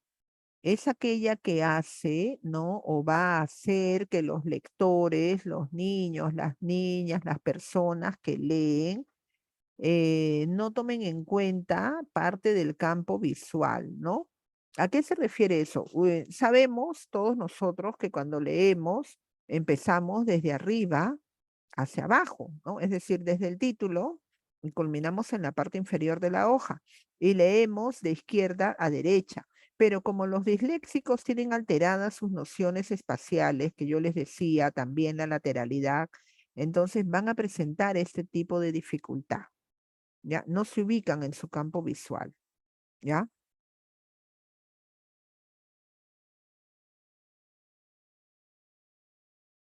Bien, acá tenemos también que acotar o añadir que hay otra posible clasificación de los síntomas predominantes en las personas disléxicas, ¿no? Los cuales podrían ser, ¿no? Estos que les voy a mencionar a continuación, ¿no? eh, fonolítico o indirecto, ¿no? ¿A qué se denomina o a qué se debe o de qué trata esto, ¿no? Se trata de un mal funcionamiento de la ruta fonológica. El niño o la niña va a hacer una lectura visual, ¿no? Y más o menos deduce o entiende, ¿no? Lo que ha ido observando, ¿no? Pero, por ejemplo, puede leer casa y decía caso, ¿no? O puede decir, decía lobo, pero él lo lee como lopo, ¿no? ¿Por qué? Porque cambia las letras, ¿no? O sustituye las letras, reemplaza una letra por otra, ¿no? Los niños con este tipo de dislexia pueden leer palabras familiares, pero les resulta difícil, les va a resultar dificultoso leer palabras desconocidas o palabras compuestas, ¿no? Palabras trabadas, palabras pentasílabas, cuatrisílabas, palabras que tengan una composición más extensa de sílabas, ¿no? O que tengan también sílabas inversas o trabadas, ¿no? La otra clasificación podría ser la superficial, ¿no? Y esto es cuando el trastorno se encuentra en el funcionamiento visual, es decir, leen usando la ruta fonológica, ¿no? Los niños que padecen este tipo de dislexia van a tener dificultades al momento de leer palabras regulares, ¿no? Pero a la hora de leer palabras irregulares, por ejemplo, en inglés o en otro idioma, ¿no? Van a tener mayor dificultad aún, ¿no? Asimismo, el ritmo o la velocidad, más que todo el ritmo, ¿no? En la lectura, ¿no? De estos niños disminuye por el tamaño de las palabras. Si es me dejo entender, si es una palabra extensa, por ejemplo, hipotálamo, ¿no? Neuropedagogía, ¿no? Entonces, el alumno, el niño, la niña o la persona va a tener dificultades, ¿no? Y estas dificultades de la dislexia, bueno, ahorita no lo voy a tocar, pero sí lo voy a mencionar, muchas veces cogen también, ¿no? O suelen presentar mayores dificultades con palabras parónimas, palabras homófonas, ¿no? Porque imagínense, si una palabra simple la confunden o les demora leerla, mayor dificultad les causa esto, ¿no? Y bueno, la otra que sería, la última sería la mixta o profunda, ¿no? Que es un compendio de, de las dos anteriores, ¿no? Miren, acá, bueno, se ha tratado de representar, ¿no? Dos tipos de personas, ¿no? La persona que está con todas las letras organizadas y ordenadas es una persona neurotípica, ¿no? Que todo lo tiene ordenado, lo tiene organizado, ¿no? Tienen el mismo coeficiente intelectual, sino que procesan la información en el área del lenguaje oral y escrito de otra manera. Miren, teniendo el mismo coeficiente intelectual, el disléxico lo procesa así, ¿no? Es todo un enredo, ¿no? Es todo un enredo. O sea, tiene la información allí, tiene las letras, ¿no? Sabe los sonidos, pero los confunde, no los puede procesar, ¿no? Y son inteligentes, sino que ellos, bueno, usan otras estrategias, ¿no? Miren, les comento, ¿no? Yo tenía la mamá de una alumnita que la señora era disléxica y la señora era visitadora médica, trabajaba, tenía una letra espantosa. La señora era muy buena, eh, pero ¿cuál era su truco de ella? Ella misma me decía y se reía, ¿no? Ella lo había tomado con buen humor. Me decía, Miss, yo soy disléxica. Y su niña también había salido disléxica, ¿no? Tenía varias cositas. Entonces, aparte tenía los pies cabos, ¿no? Es decir, los pies así juntos, ¿no? Pero muy buena la señora, su esposo, uy, una familia, pero excelente. Tenían 3 hijos. ¿Cuál era el tema de la señora? Bueno, les comento, colegas, ¿no? La señora, para organizarse, ella misma me decía, porque ella se había adaptado, ella hacía su vida totalmente normal, tenía su libreta, su agenda, y ella anotaba ahí todo, ella se organizaba. Tenía su si yo no anoto esto, no tengo todo organizado, me pierdo, porque yo soy eléctrica, me decía, yo paré en una cosa, en hora, por aquí, por ahí. Y la señora en sí, en realidad, cuando, en el momento que yo estaba en su casa dándole clases particulares a la niña, la señora hacía mil cosas, una cosa, otra, y generalmente no terminaba de hacer lo que había empezado, ¿no? O sea, se podía poner a hacer una cosa y luego no se acordaba que tenía que hacer otra, miraba su libreta, ¿no? Y dejaba de hacer y se iba corriendo a hacer la otra. ¿No? No culminaba. Y de ahí venía y regresaba y así paraba. O sea, quería hacer como 4 cosas a la vez. De repente barrer, cocinar y ir a acomodar el cuarto y hacer otra cosa, pero dejaba a mitad de camino y empezaba a hacer otro y luego se acordaba y regresaba. Al final lo terminaba todo, pero andaba así, ¿no? Y me acuerdo mucho de eso, ¿no? Que tenía su libreta y la libreta se la metía en su cartera y se la llevaba para poder acordarse de todo. Y en casa tenía una pizarra donde anotaba también todo lo que, y bueno, su esposo ya sabía cómo ayudarla, manejarla. Muy bien la señora, ¿no? Muy bien. Les comento esto para que vean, ¿no? Que la gente con dislexia hace su vida normal, simplemente tienen que ver qué estrategias emplear, ¿no? La señora también era zurda, ¿no? Pero ella se entendía. A mí yo entiendo mi letra, yo no me da problema. Bueno, era con tanta tecnología, pues ya la gente no se hace problemas. Bien, vamos a ver. Dislexia.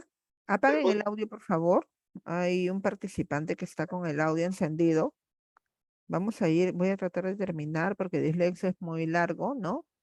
Eh, Algunas características de niños disléxicos, ¿no? De 0 a 5 años, ¿no? Es decir, señales, signos que van a presentar los niños. Y les digo algunas características porque las características, es decir, la sintomatología varía de persona a persona. Carlitos no puede presentar la misma sintomatología que presentó Yanina o que presentó Pedro. ¿Ya? En otras palabras, varía de persona a persona. Les estoy poniendo estas que son las más generales, es decir, las que se van a presentar con mayor frecuencia generalmente en todos. pero pueden variar. No necesariamente es una regla de que todos van a presentar esto. De repente tu niña Rosita presenta 3 de estas características y no presenta todas las 5, ¿no? O de repente Pedro presenta 2 de estas características y no presenta las 3 primeras, ¿no? Entonces no necesariamente tiene que ser todo esto, ¿no? Me dejo entender, es decir, va a variar de persona a persona, ¿no? En primer lugar, uno que es algo así que siempre, ¿no? Se va a presentar, tardan en comenzar a hablar, ¿no? La mayoría, no todos, pero tardan en comenzar a hablar, es decir, en la adquisición del lenguaje oral, ¿no? Aprenden palabras nuevas, pero con un ritmo muy pausado. Si queremos llamarlo de otra manera, con un ritmo muy lento, ¿no? Generalmente se aprenden palabras, son sus palabras pues de su lenguaje cotidiano, ¿no? Pero una nueva palabra demora, ¿no? Su ritmo es más pausado. Tienen problemas o dificultades para formar palabras correctamente, ¿no? Por ejemplo, invierten los sonidos de las palabras o confunden palabras que suenan parecido. Ejemplo, casa, taza. Mano, palo, carro, dado, ¿no? Tienen problemas o dificultades para recordar o nombrar letras, números y colores. Es decir, como yo les decía que son desordenados, ¿ya? Tienen problemas. Al final se ordenan o ellos se adecúan, ¿no? Como yo les decía, esta señora tenía su agenda, su libreta, ¿no? Pero van a tener problemas para recordar o ordenar números. Eso está relacionado con las seriaciones y las secuencias, ¿ya? Es decir, para seguir una secuencia, para seguir seriaciones, van a tardar un poco más en hacerlo. ¿Lo van a lograr hacer, Miss? Sí, lo van a lograr hacer, pero van a tener un mayor grado de dificultad. Ejemplo, si un niño demora, no sé, media hora en hacer una seriación, el disléxico va a demorar una hora. ¿Ya? Para que me entiendan de alguna manera. Pero si lo logra hacer, sí, lo puede lograr hacer, pero va a tomar su tiempo porque procesa la información de otra manera, ¿no? Tiene dificultades para aprender canciones infantiles, ¿no? O jugar juegos de rimas, trabalenguas, adivinanzas, todos esos juegos verbales, ¿no? Va a tener dificultades. Es decir, pero Miss, entonces es imposible que un niño disléxico aprenda un trabalenguas, una rima, un refrán, una adivinanza. No, no es imposible, pero va a tardar más, ¿ya? Va a tardar más. De repente ellos necesitan ayuda más visual, ¿no? El disléxico, eso sí les digo, les comento, es más visual, ¿no? Ejemplo, lo podemos ayudar con pictogramas, ¿no? Para que se den una idea, ¿ya? Lo podemos ayudar con pictogramas en aula, con tarjetas léxicas, o ahora lo que le dicen los ASCAC.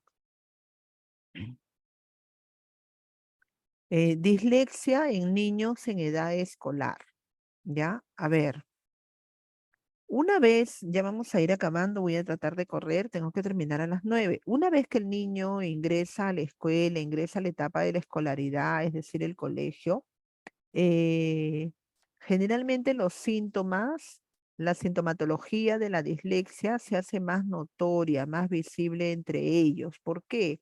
Porque era lo que les decía anteriormente. En el nivel de inicial es chiquito, es pequeñito, es bebito, todavía está aprendiendo, no entiende, le cuesta más trabajo. Cuando esté más grande lo va a hacer, en el colegio va a mejorar, ¿no? Pero no es eso, lo que pasa es que cuando ya ingresa al colegio y ingresa a primer grado, los papás se dan cuenta, porque obviamente los demás alumnos ya están escribiendo algunas palabras, formando sus palabras, están leyendo, ¿no? O iniciándose en el proceso de lectura, y ellos están pues que no avanzan, ¿no? Entonces, su nivel de lectura está muy por debajo de los estándares que se emplean para su edad, ¿no? Problemas para entender y procesar y comprender lo que escucha, ¿no? Tienen problemas de comprensión. Por eso yo les decía que ellos son visuales, son muy sensoriomotrices, ¿no? Hay muy kinestésicos. Hay que ayudarlos con cosas que ellos pueden tocar, pueden percibir, ¿no? Dificultades, van a presentar dificultades también para encontrar la palabra correcta para dar una respuesta, ¿no? Es decir, frente a una pregunta, frente a un interrogante, frente a una indicación, ¿no? Ellos van a demorar o van a tardar en encontrar, de repente ya la tienen acá en su cerebro, pero no la saben expresar, van a tardar, ¿ya?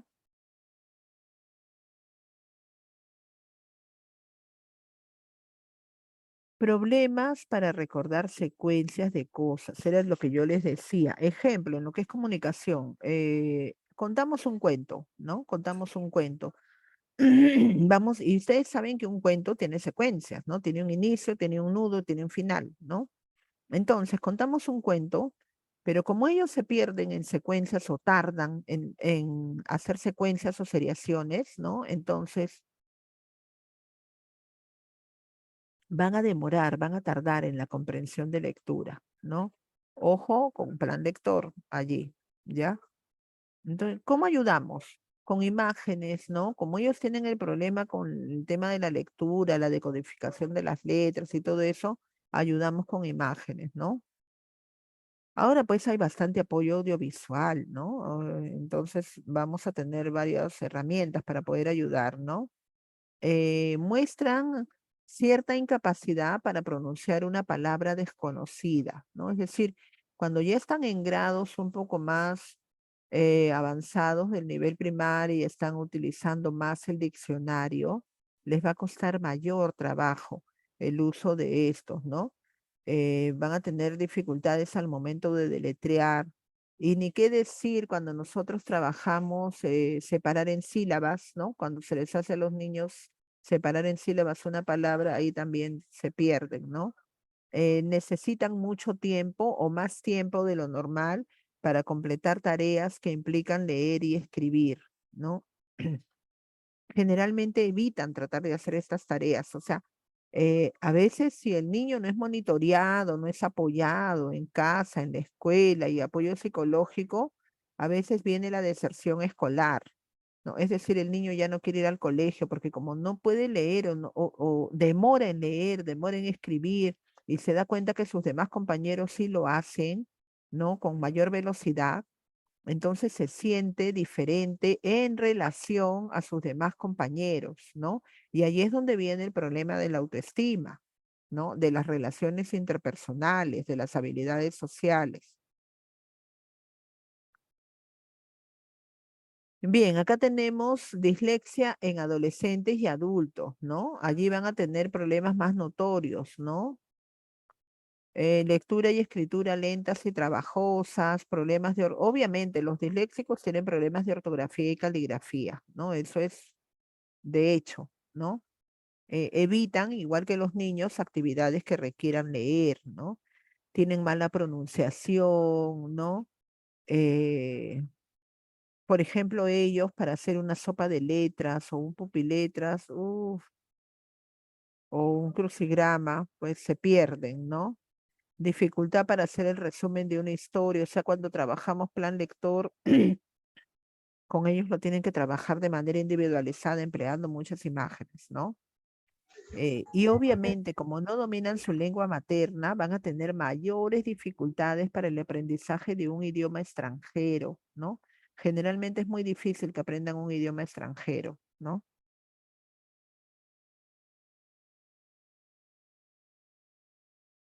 Vamos a ir acabando. A ver, la dislexia es muy largo. Voy a tratar de resumirlo. Vayan preparando sus preguntas o sus comentarios, por favor. Vamos a ver consecuencias de la dislexia, ¿ya? La dislexia puede provocar diferentes problemas. Entre ellos vamos a ver los siguientes, ¿no? No están todos, están algunos, ¿no? Obviamente problemas de aprendizaje, ¿no? Ya que la lectura y la escritura es fundamental para el aprendizaje, pues, de otras materias escolares, es decir, de otros cursos, ¿no? Entonces, El niño con dislexia se encuentra en desventaja en relación a los demás compañeros de la clase, ¿no? Ya que no puede ir al mismo ritmo que sus demás compañeros, se siente en desventaja. Problemas sociales, ¿no? ¿Por qué? Porque lo que yo les decía, baja autoestima, problemas de conducta, ansiedad, algunos se vuelven retraídos, inhibidos, otros se vuelven agresivos, ¿no? Por la misma frustración, la misma cólera. Entonces, la dislexia también tiene que ir acompañada de una terapia psicológica, ¿no? Y los problemas que se pueden presentar en la adultez, ¿no? Eh, los niños, los niños pueden verse impedidos de alcanzar todo su potencial, ¿no? Porque son muy inteligentes, como les digo, inclusive se han visto casos de que tienen un coeficiente intelectual mayor a una persona neurotípica, ¿no? Sino que no procesan bien la información ellos. Entonces, cuando ya son adultos, puede tener una repercusión en el ámbito educativo, social, económico, ¿no? Por eso, cada persona que es disléxica tiene que ver en qué va a trabajar, qué va a estudiar, ¿no? Para poder solventarse ya cuando es adulta, ¿no? Los niños que tienen dislexia o que son disléxicos están más expuestos a sufrir problemas de déficit de atención o hiperactividad. Tanto hiperactividad yo no diría, pero sí déficit de atención. ¿Por qué? Porque como no entienden y no pueden seguir lo que está haciendo la profesora o el profesor, no pueden seguir al mismo ritmo la secuencia, entonces se distraen con facilidad o buscan hacer otra cosa, ¿no? Eh, por lo mismo que no pueden ir al mismo ritmo de sus demás compañeros. Disculpen, ¿cómo trabajar en el aula? Y con esto vamos a ir concluyendo. ¿Qué podríamos hacer? A ver, en la medida de lo posible se va a recomendar, bueno, ya les he dicho siempre su diagnóstico, ¿no? Su evaluación y su diagnóstico por un neurólogo, luego su terapia, ¿no? Y luego ya venimos nosotras, ¿no? Hay correctores ortográficos, ¿no? Que es esencial para ayudarles a estas personas con dislexia, ¿no? Eh, También se puede emplear el dictado automático, ¿no? Las personas con dislexia, pero esto ya es el uso de la tecnología, ¿no? Mm, yo, yo me inclino, cuando yo he tenido niños disléxicos, yo me he inclinado más que todo por el trabajo al natural, ¿no? O sea, yo trato de que el niño, me demoro más, nos demoramos más, pero de que el niño escriba y lea, pero de la forma convencional, ¿no? Sin la ayuda de tanta tecnología. De repente los padres en casa lo van a ayudar o lo van a asistir con el uso de la computadora, la tablet, ¿no? Pero, pero nosotros tratemos en el aula de realizarlo de la manera convencional, ¿no? Lectores de textos, que también es el uso de la tecnología, ¿no? Pero como les digo, tratemos, ¿no? Hay libros hablados también, ¿no? Es decir, que no necesitan ellos leer, ¿no? Pero tratemos de hacerlo de la forma convencional. Bien, entonces, colegas, hemos llegado, pues, faltan 4 minutos, ¿no? Porque después nos pasamos del tiempo. Hemos llegado ya prácticamente al final de esta parte de lo que es trastornos o problemas de aprendizaje en el área de la comunicación. Los estuvimos tratando el día de ayer. Como han podido notar ustedes, son muchos los problemas, ¿no? Como les digo, los más comunes son la dislalia y la dislexia. También los otros problemas se suelen presentar, pero no con tanta frecuencia, ¿no?